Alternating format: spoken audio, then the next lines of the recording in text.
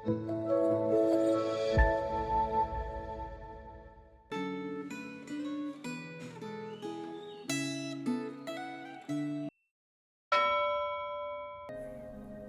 Ibu Saudara yang terkasih di dalam Tuhan, kita akan melanjutkan perenungan firman Tuhan dari kitab Yehezkiel pasal 12. Saya akan bacakan ayat ke-26 hingga ayat ke-28. Lalu datanglah firman Tuhan kepadaku, "Hai anak manusia, lihatlah, kaum Israel berkata, penglihatan yang dilihatnya itu harinya masih jauh, nubuat yang diucapkannya waktunya masih lama.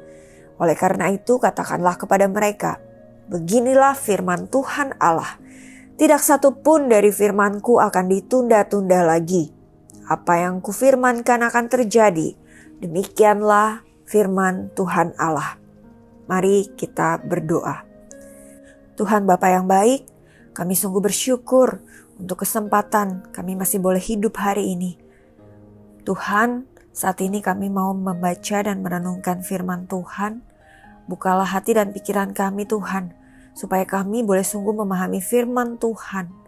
Biarlah itu boleh menuntun kehidupan kami. Terima kasih Tuhan, berkati perenungan firman Tuhan hari ini. Hanya di dalam nama Tuhan Yesus kami berdoa. Amin. Bapak Ibu Saudara, ada seorang pria yang tinggal di dekat rel kereta api.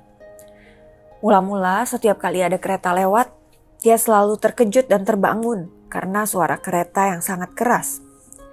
Tapi setelah beberapa minggu, dia mulai terbiasa.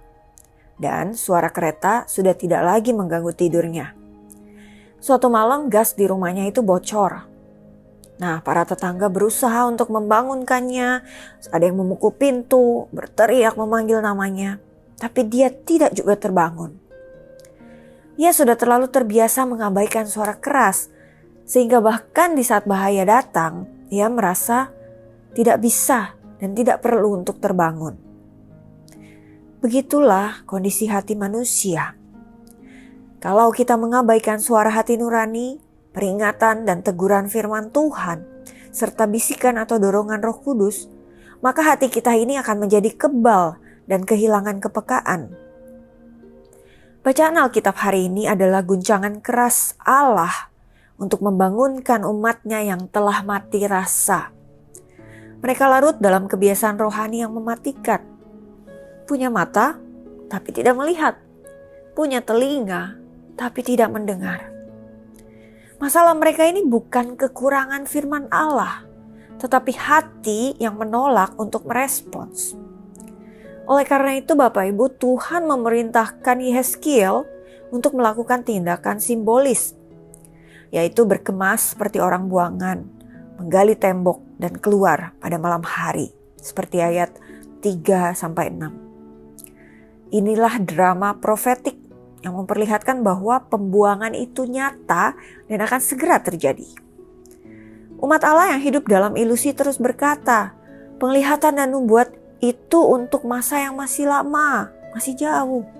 Akan tetapi Tuhan menegaskan bahwa tidak akan ada lagi penundaan. Apa yang difirmankan akan segera terjadi. Nah, Bapak Ibu Saudara sekalian, ada beberapa hal penting yang perlu diperhatikan. Pertama, istilah kaum pemberontak menyoroti sikap keras kepala yang aktif menolak Allah. Yang kedua, kata melihat dan mendengar menunjuk pada respon iman.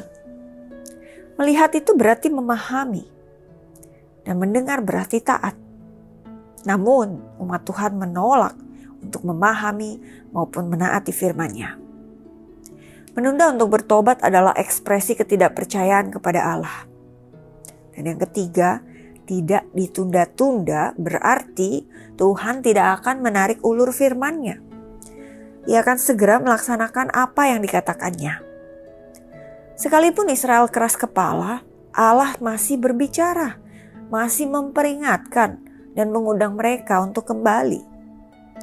Kehadiran Nabi Yehezkiel di tengah umat buangan adalah tanda bahwa Allah belum menyerah. Mereka dibuang karena dosa mereka. Tetapi Allah tetap menyertai dan berbicara kepada mereka melalui firman-Nya. Bapak Ibu sekalian, apakah hati kita masih peka terhadap suara Tuhan? Atau kita terlalu sering mengabaikannya sehingga menjadi mati rasa? Apakah ada kebenaran firman Allah yang sudah sering kita dengar, tapi tidak mau kita taati? Bapak Ibu Saudara, jangan menunda sampai hati kita tidak mampu merespon lagi. Biarlah ini boleh menjadi perenungan kita bersama. Amin. Mari kita berdoa. Ya Tuhan, terima kasih buat firman-Mu. Kami belajar untuk boleh jadi anak-Mu yang peka. Ketika kami mendengar firman Tuhan, ketika hati nurani berbicara kepada kami, kiranya kami boleh merespon, bukan menjadi anak-anak Tuhan yang kemudian menjadi mati rasa, yang tidak peka terhadap suara Tuhan.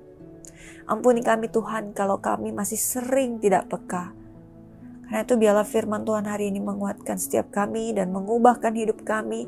Kami boleh jadi anak-anak Tuhan yang peka, yang mau dengan cepat merespon akan firman Tuhan dan setiap teguran yang Tuhan sampaikan bagi kami. Terima kasih ya Bapa, kami berdoa hanya di dalam nama Tuhan Yesus. Amin.